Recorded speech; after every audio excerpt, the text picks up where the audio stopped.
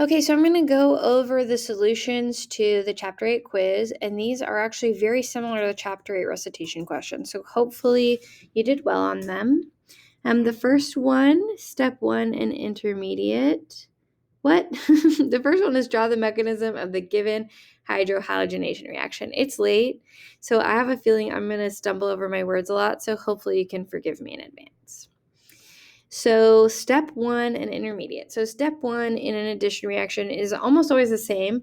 The cloud of electrons around the cloud of electrons around the single bond that make up the double bond is going to attack something. So these pi electrons will come here and attack. In this case, they're going to attack this proton because it's a partial positive, and then this bond is going to break. And you'll end up with a carbocation and the addition of a hydrogen. So the hydrogen is going to add right down here because when these lone pairs depart, when they leave to make the attack, they leave behind an absence of electron. And the absence of electrons forms a carbocation. It's either going to be on this side or this side. But it wants to be on the more substituted side because that's more stable. So the carbocation will be on this side and the hydrogen adds on this side. And then we also have Br minus. Now the next step is the Br minus, and we separate these out like this where you have to redraw the products just so that we know that you understand each individual step and you don't get bogged down in the big long flow. But the next step is the Br minus is going to come in and attack right here, and you've added HBr. And on this one, actually, we didn't ask for you to do the stereochemistry just because there's a lot of stereochemistry questions coming up. But the stereochemistry for this would actually be a pair of enantiomers because the carbocation is flat, so it's sp2 hybridized, so it's flat, and the Br can either attack from this side or this side. So you'd actually get this either as a wedge or a dash. I don't really care how you draw it, but it would be a pair of enantiomers. But we did give bonus points if you noticed that or said something about it. Okay. The next question, draw all possible products of the given reaction. Show the stereochemistry using dashes and wedges. Indicate the relationship between the products. So enantiomers, diastereomers, all the stuff. So this is a hydroboration oxidation. When I see this, I automatically think it adds antimarkovnikov and it adds with a syn addition. So the OH and the H that add are going to add on the same side. So, and really what happens is you have this BH3 that lines up here, and the BH goes to the less substituted side, which is why it's antimarkovnikov, because it's all bulky and it would be too sterically hindered. It's easier for the hydrogen to get to this side. And so that attacks, and this attacks almost simultaneously to form a transition state that I really like. I don't know why I like it. I just think it's kind of fun to draw, but it just looks like a box where the double bond is breaking while these new bonds are forming and this bond is breaking. So it makes this little box thing, and then you end up with the hydrogen having added to the less substituted side and the BH2 added to the more substituted side. But they do add syn, so you need to make these have added on the same side. Actually, it's easy for me to visualize this coming in the plane of the page and the alkene being flat, but whatever makes sense to you, you just need to be consistent. So I actually usually do the H and the BH2 and then draw whatever is on one side of the double bond as a dash and whatever is on the back side of the double bond as a wedge. So like these two are cis to each other, so they need to stay cis to each other. So I'll draw it like this. But however you draw it, as long as they're both wedges, both dashes, or both in the plane of the page is fine. But you also need to know that it could add from the other side too, like from the top instead of the bottom. So you will get an enantiomeric pair. You'll have the mirror image as well. So let's see, we showed the stereochemistry using dashes and wedges. We indicated the relationship between them, and now we just need to box our answers. So here we go. Okay, predict the major products for the given reaction. Oh, let me check and make sure. Is this a meso compound? No, it's not. Okay, I just wanted to make sure.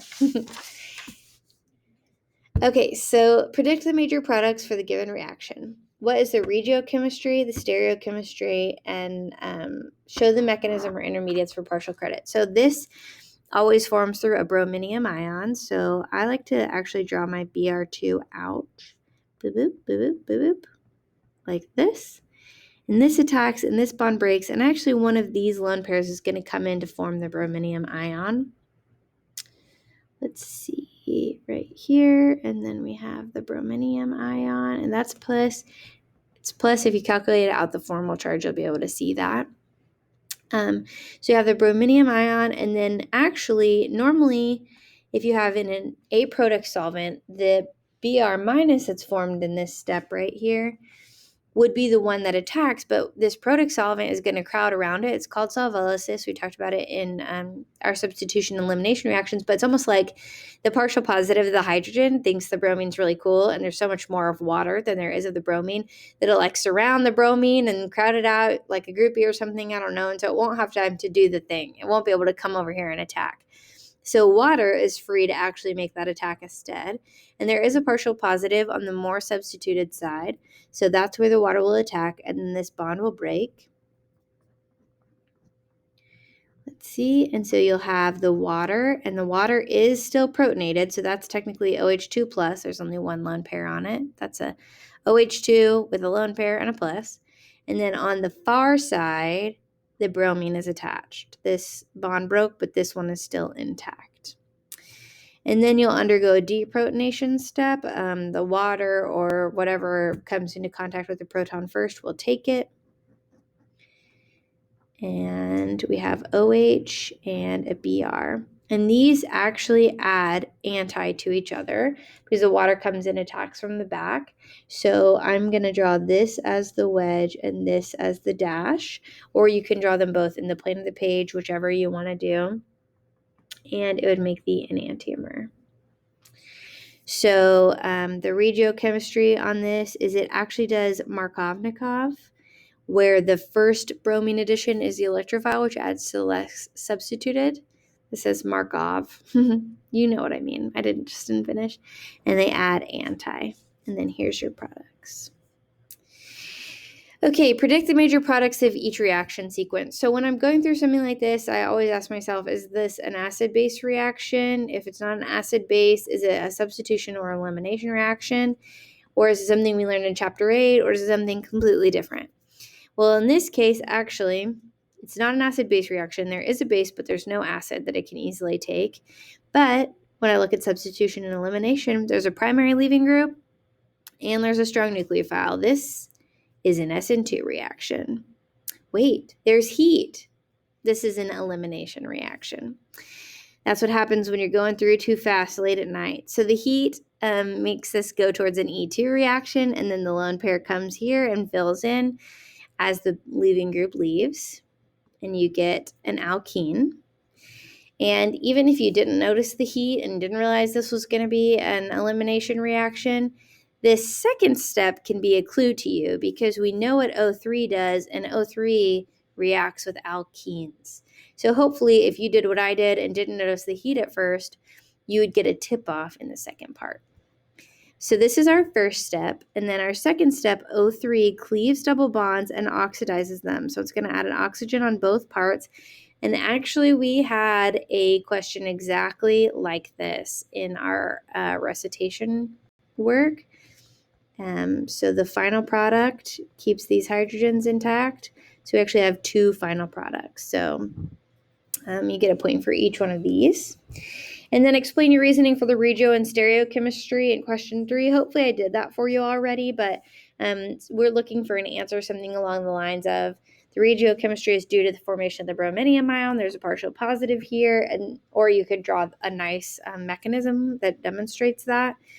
And then for the stereochemistry, hopefully you know that it adds anti when it's in the brominium ion. So hopefully that's helpful to you guys. Let me know if you have any questions.